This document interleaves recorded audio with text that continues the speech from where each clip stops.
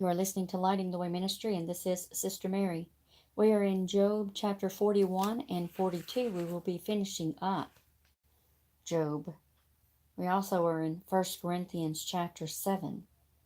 Our title is Experience His Nearness, and this is taken from Job chapter 42, verse 5. I have heard of you by the hearing of the ear, but now my eyes see you. Job's final word to God is in beautiful contrast with much of his former unmeasured utterances.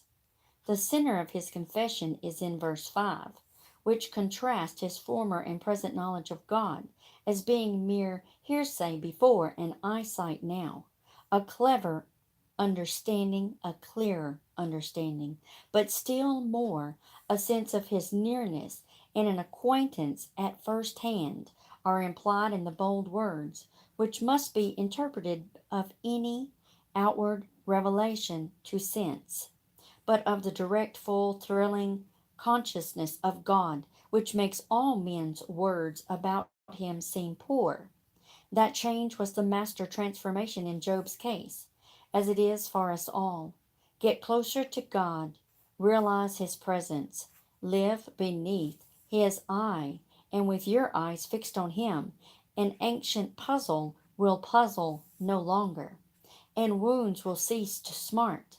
And instead of angry or bewildered attempts at construing His dealings, there will come peace. The cure for questionings of His providence is experience of His nearness and blessedness therein. So if we see God, the black places of life are lighted, and we cease to feel the pressure of many difficulties of speculation and practice, both as regards His general providence and His revelation. Job chapter 41. Can you draw out Leviathan with a hook, or snare his tongue with a line which you lower? Can you put a reed through his nose, or pierce his jaw with a hook? Will he make many supplications to you? Will he speak softly to you? Will he make a covenant with you? Will you take him as a servant forever? Will you play with him as with a bird, or will you leash him for your maidens? Will your companions make a banquet of him? Will they apportion him among the merchants? Can you fill his skin with harpoons, or his head with fishing spears? Lay your hand on him. Remember the battle, never do it again. Indeed, any hope of overcoming him is false. Shall one not be overwhelmed at the sight of him? No one is so fierce that he would dare stir him up. Who then is able to stand against me? Who has preceded me, that I should pay him? Everything under heaven is mine. I will not conceal his limbs, his mighty power, or his graceful proportions. Who can remove his outer coat? Who can approach him with a double bridle? Who can open the doors of his face with his terrible teeth all around? His rows of scales are his pride. Shut up tightly as with a seal, one is so near another. There is no air, and that is no air, can come between them. They are joined one to another. They stick together and cannot be parted.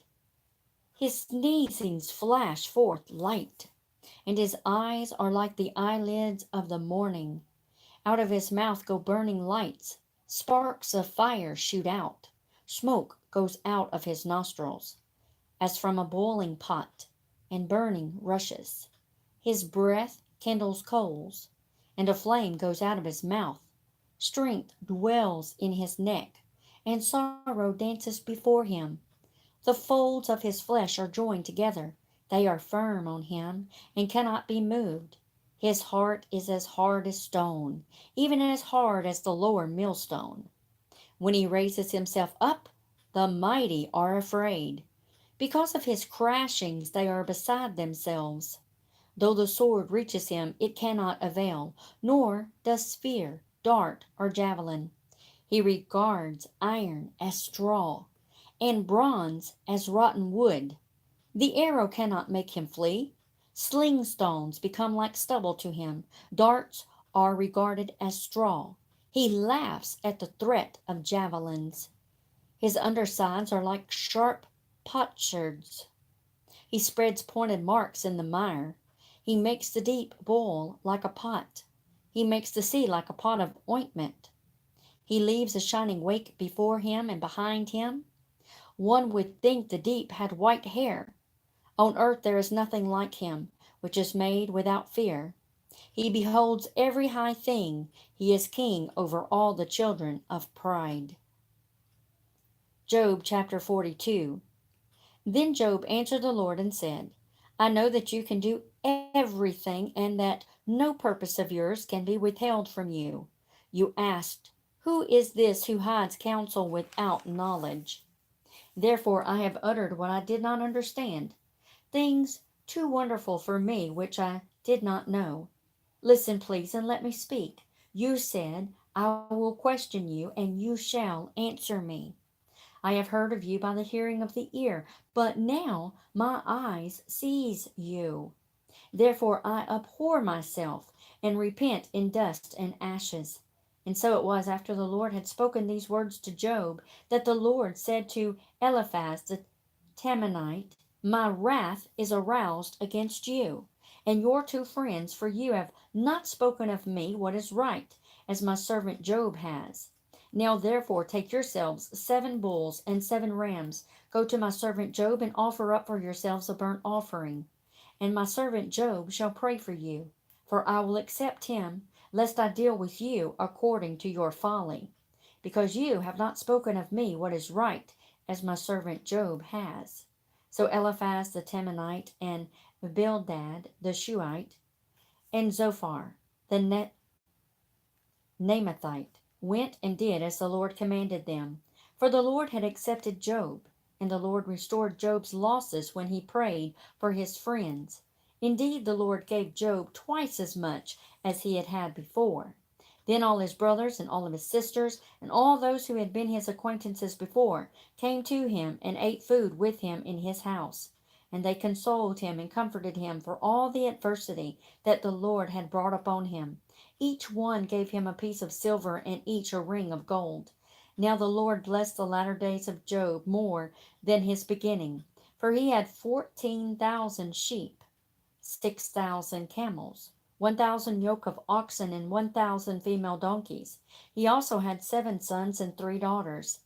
He had called the name of the first Jemimai, the name of the second Keziah, and the name of the third Corinne Hafush. In all the land were found no women so beautiful as the daughters of Job, and their father gave them an inheritance among their brothers.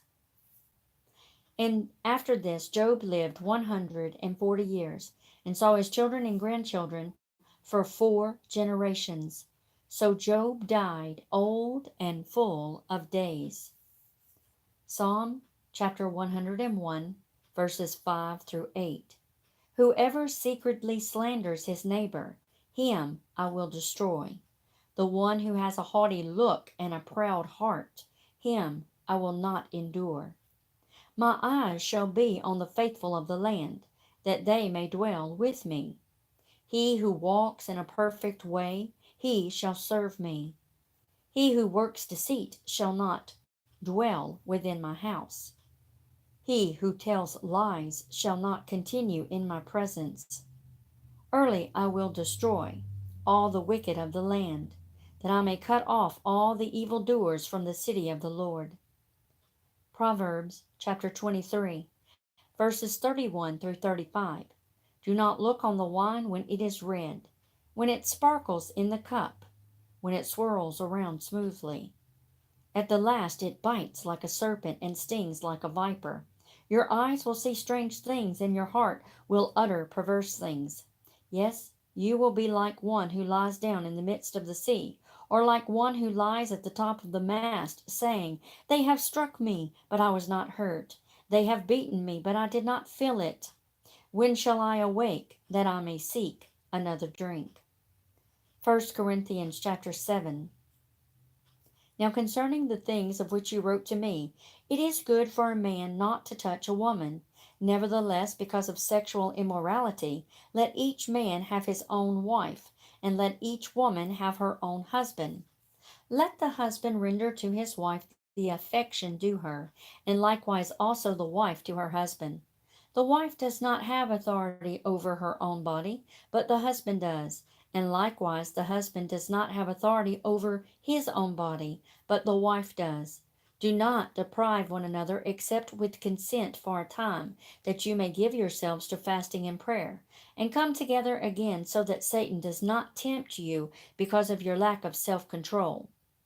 But I say this as a concession, not as a commandment. For I wish that all men were even as I myself.